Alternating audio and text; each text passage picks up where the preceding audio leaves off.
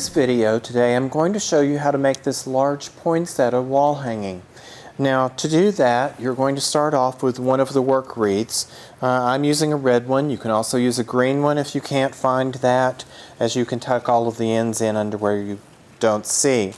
Then you're going to need a couple of rolls of the 21-inch wide mesh, and you're going to need a roll of the 10-inch wide red mesh. And then you're going to need just a little bit of 21-inch wide green mesh if you wish to add leaves. And that's strictly optional.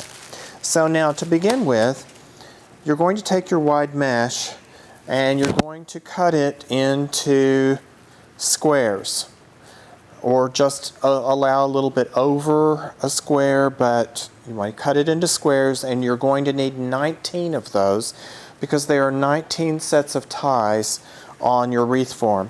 Now we're going to do this in what I call the petal technique. You're going to take opposite corners and pleat up diagonally across the piece, and this leaves 2 points sticking out for the other. And so you're just going to take where you folded that in and tie that off with one set of the ties, and just pull your points outward. And you're going to continue along with that until you have one set at each of your ties. And as you go along and it gets thicker and thicker with your mesh petals, then they tend to stand out more and look better and better as you near completion. Now this goes really fast. This petal technique is very easy to use.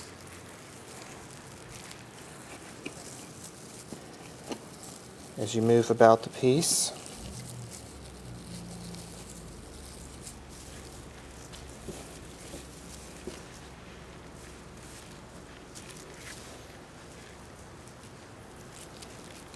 it takes just about as long to cut your mesh squares as it does to make the actual piece.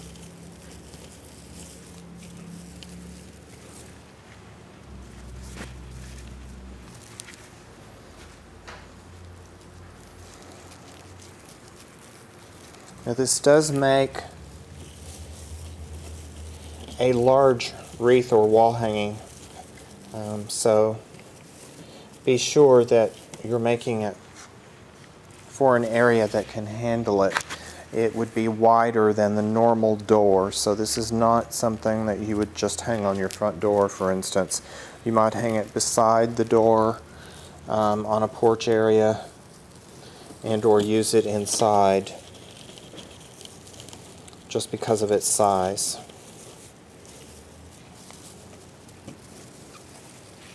We almost have the outside row of petals complete.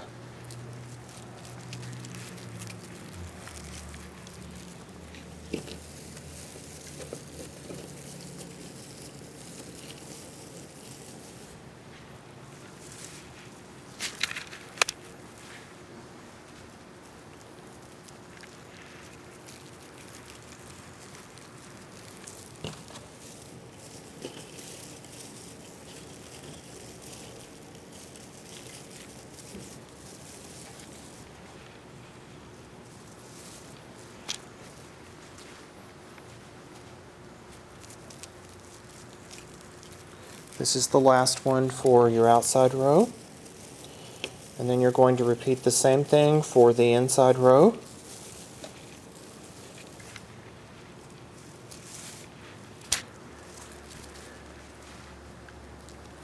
You just let those mesh tips curl however they want to.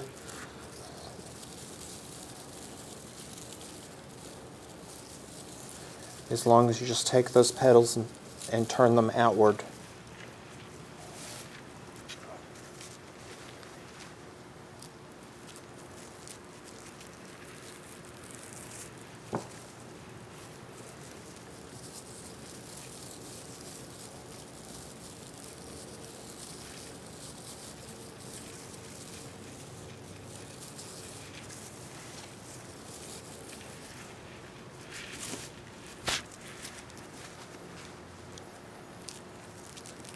And as you can see, this really does move along quite rapidly.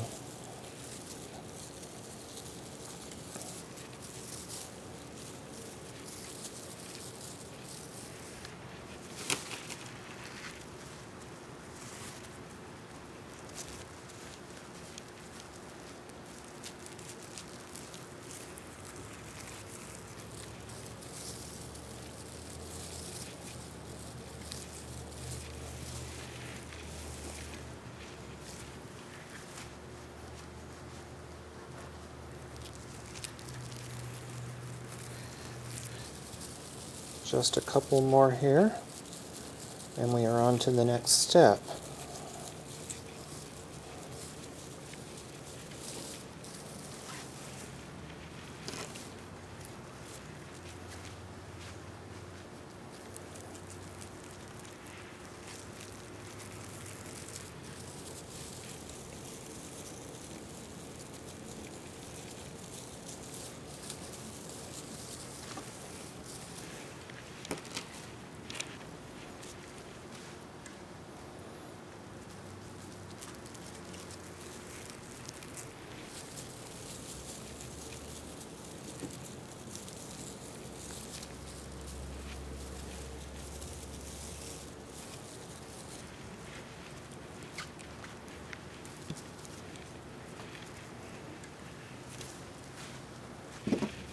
Now, once you have all of your larger petals complete, we need to fill the circle of the piece so that you've got a base to apply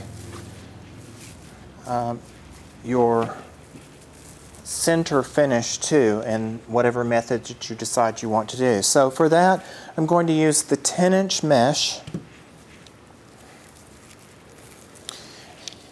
and I'm tucking my end underneath and tying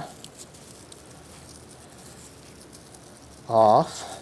And all I'm going to do then is just gather this up and stretch it across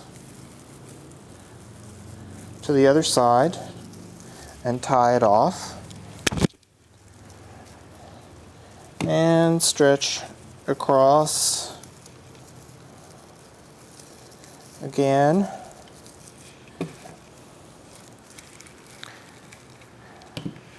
And then I'm just going to move around the piece,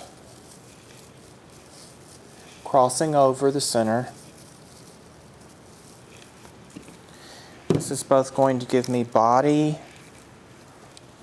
and a little bit of puff, but it will ensure that I've got the center equally covered and give a good support for what I use to finish that off with.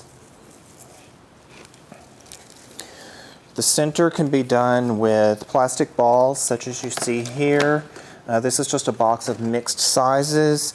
You can use berry clusters. You could use small inexpensive picks. Anything that's going to give you texture and the color that you want. Of course, I'm using gold here, as you see on the finished piece, but it could be silver, it could be, I don't know that I would recommend green really. I would probably stick to the silver or gold, but it's really whatever you prefer and what works with your decor.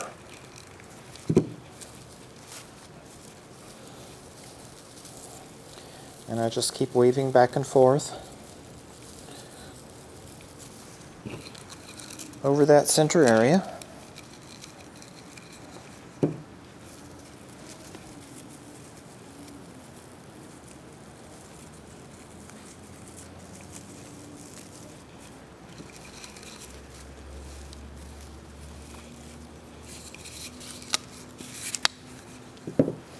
So the centers of the flower is good when you've got an open roll already and you're just using up some of your leftovers. That's always a good way to do that. And then tuck the tail underneath so that you don't have it flying about. Okay, now then, I've got that part done, and you still can see unfinished areas here.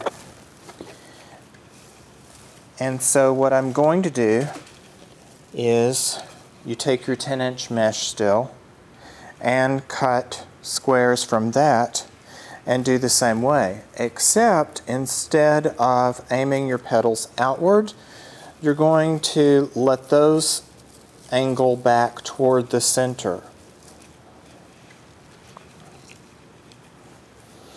And if you look at a lot of flowers, there are those smaller petals toward the center anyway that just frame out the stamens a bit.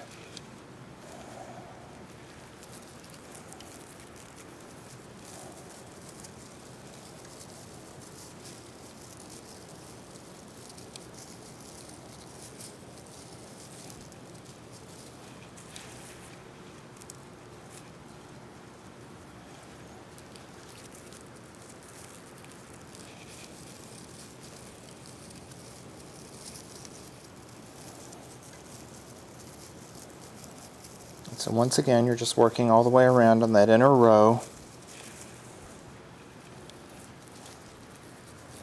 attaching your squares.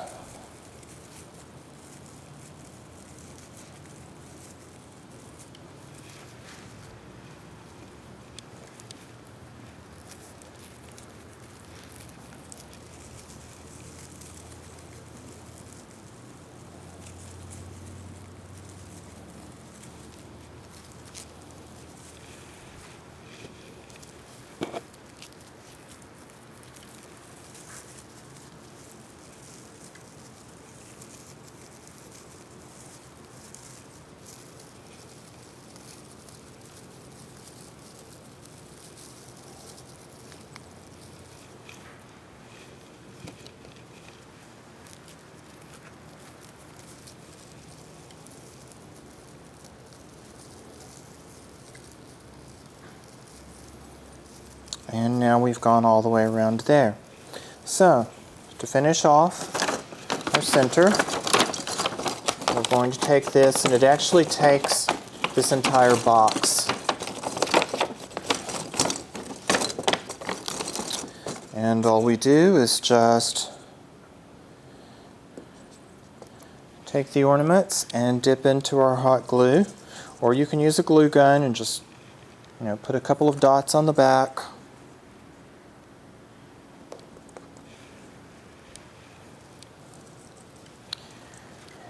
And glue those randomly in the center of the piece. Make sure your sizes and even different finishes all sort of mix and match. Just want it random. Don't be thinking about it too hard, because if you do, you'll start to form definite patterns. And you really don't want that for the center.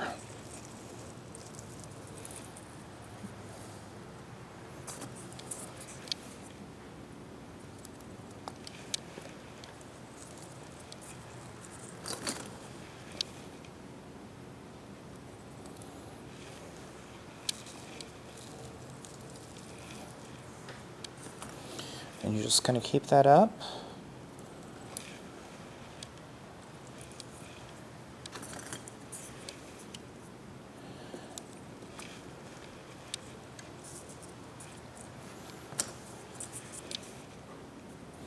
Until you've got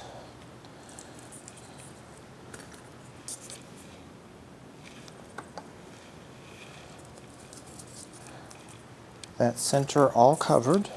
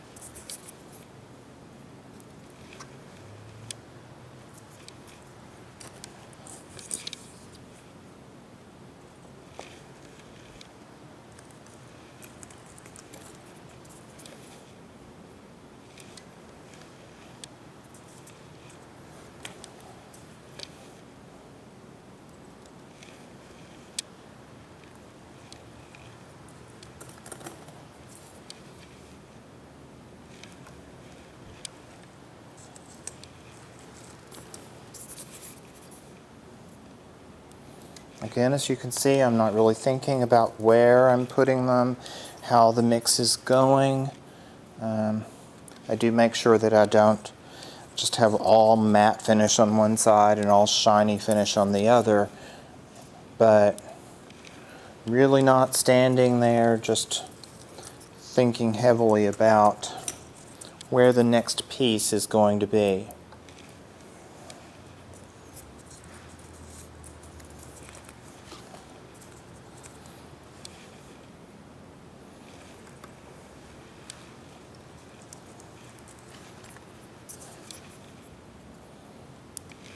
Just if you see an open area,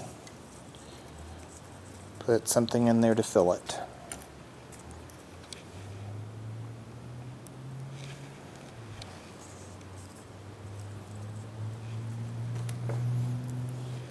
Last ornament.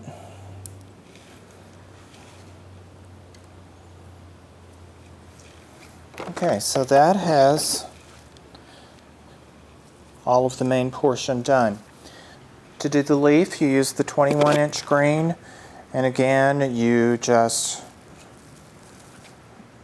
crimp in the petal form, or if you want really longer leaves, you can actually just cut longer and crimp straight across and let that curl. That will give you an even longer leaf form also, just depending on what you need. And you're just going to reach under and use a couple of those tips and tie that underneath. And let that green point extend outward.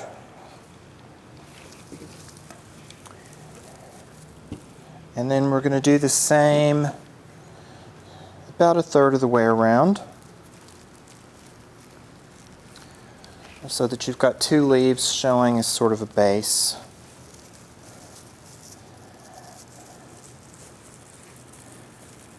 And we'll tie that in, and you have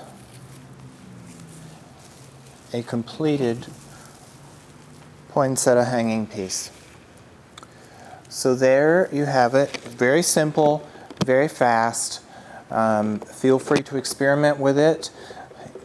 Always use the wider mesh for your bloom petals themselves. If you use the short, it won't come out right because it'll end up looking more like a sunflower than a poinsettia bloom. So this is it. I hope you practice, have fun with it, even have a poinsettia making party if you want, and enjoy, and you can get everything here at Trees and Trends. Thanks.